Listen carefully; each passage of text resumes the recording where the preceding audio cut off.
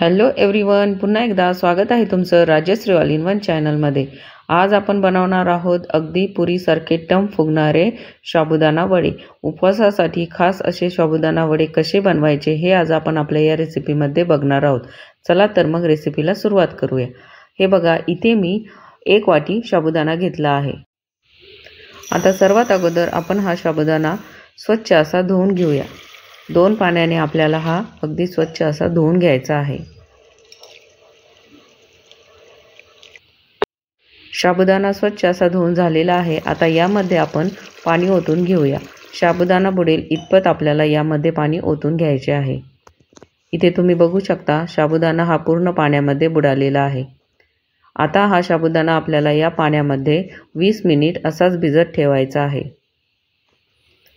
झाकण ठेवून आपण आता हा साबुदाणा 20 मिनिट भिजत ठेवूया। 20 मिनिट झालेली आहे आणि आता यामधील पाणी आपण निथळून घेऊया। चाळणीच्या साहाय्याने मी इथे हा साबुदाणा निथळून घेतला आहे। हे बघा, इथे मी सर्व साबुदाणा हा निथळून घेतलेला आहे आणि तुम्ही बघू शकता हा साबुदाणा छान असा 20 मिनिट पाण्यात भिजल्यामुळे छान असा फुललेला आहे। आता आपण यामध्ये अजिबात पाणी न ओतता असाच 2 ते 3 तास हा साबुदाणा भिजत ठेवणार आहोत। तुम्हाला जर अगदी मोकळी सुळसुळीत अशी खिचडी बनवायची असेल तर तुम्ही या पद्धतीने हा साबुदाणा भिजवू शकता। हे बघा, 2-3 तासानंतर तुम्ही बघू शकता हा साबुदाणा किती छान असा इथे भिजलेला आहे आणि छान असा मोकळाही झालेला आहे। यामुळे खिचडी अजिबात चिकट बनत नाही, अगदी मोकळी खिचडी तुम्ही तयार करू शकता। इथे आता साबुदाणा वडे बनवण्यासाठी मी हा साबुदाणा इथे भिजवून घेतलेला आहे। साबुदाणा वडे बनवण्यासाठी बटाट्याचे प्रमाण हे अगदी योग्य असायला हवे। हे बघा, इथे मी 1 वाटी साबुदाण्यासाठी 2 मीडियम साईजचे बटाटे उकडून घेतले आहे आणि हे कुस्करून न घेता तुम्ही या पद्धतीने बारीक किसणीने किसून घ्या, त्यामुळे वडा अगदी कुरकुरीत बनतो। यानंतर वडा बनवण्यासाठी लागणारे सर्व साहित्य एकत्र करून घेऊया।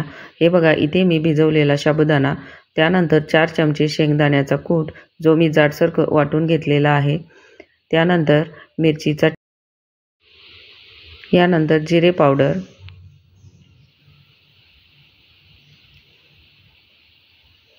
आणि थोडीशी बारीक चिरलेली कोथिंबीर। तुम्ही जर उपवासामध्ये कोथिंबीर वापरत नसाल तर तुम्ही कोथिंबीर ही स्किप करू शकता। आणि यामध्ये आता आपण किसून घेतलेला बटाटा टाकून घेतला आहे आणि चवीनुसार मीठही टाकून घेतले आहे। आता हे सर्व पदार्थ आपण छान असे एकत्र मिक्स करून घेऊया।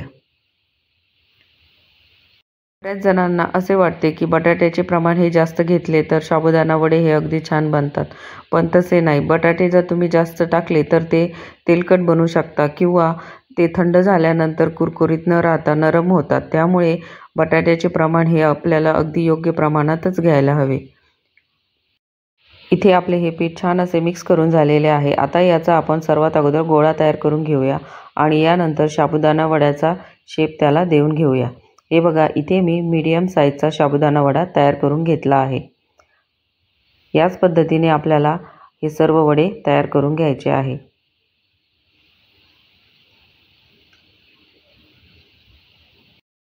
एक वाटी साबुदाणा आणि 2 मीडियम साईजचे बटाट्यामध्ये साधारणतः 12 ते 13 वडे तयार होतात।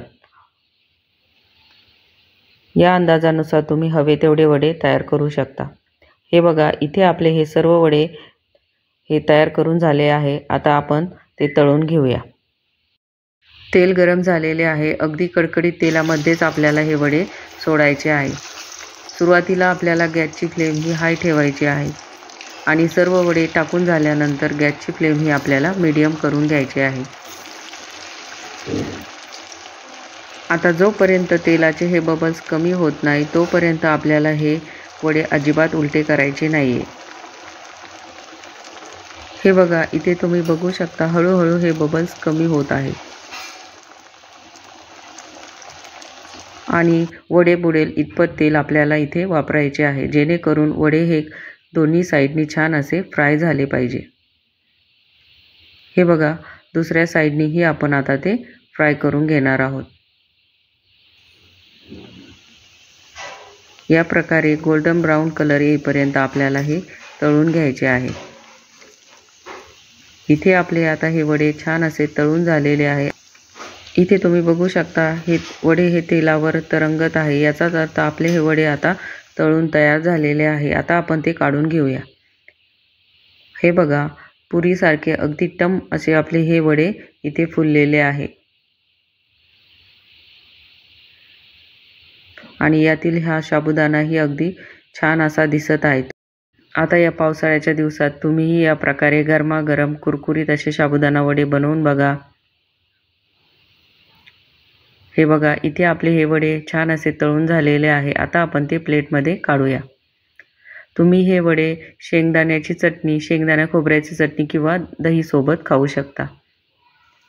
इथे मी तुम्हाला हा वडा कसा बनला आहे ते दाखवते। हे बघा, आपला हा वडा किती छान असा इथे फुललेला आहे, पुरीसारखा अगदी तो बनलेला आहे आणि याच्या आवाजावरूनच तुम्ही बघू शकता हा किती कुरकुरीत, आतमध्ये अगदी सॉफ्ट आणि बाहेरून कुरकुरीत हा तयार झालेला आहे।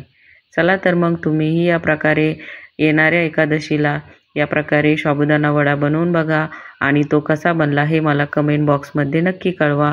आणि हो, माझी ही रेसिपी जर तुम्हाला आवडली असेल तर तुम्हीही तुमच्या मित्रमैत्रिणींमध्ये आणि नातेवाईकांमध्ये शेअर करायला अजिबात विसरू नका आणि माझ्या या चॅनलला सबस्क्राईब करायलाही अजिबात विसरू नका। पुन्हा भेटूया अशाच एका नवीन चटपटीत चमचमीत रेसिपीमध्ये। तोपर्यंत मस्त खा आणि हेल्दी रहा।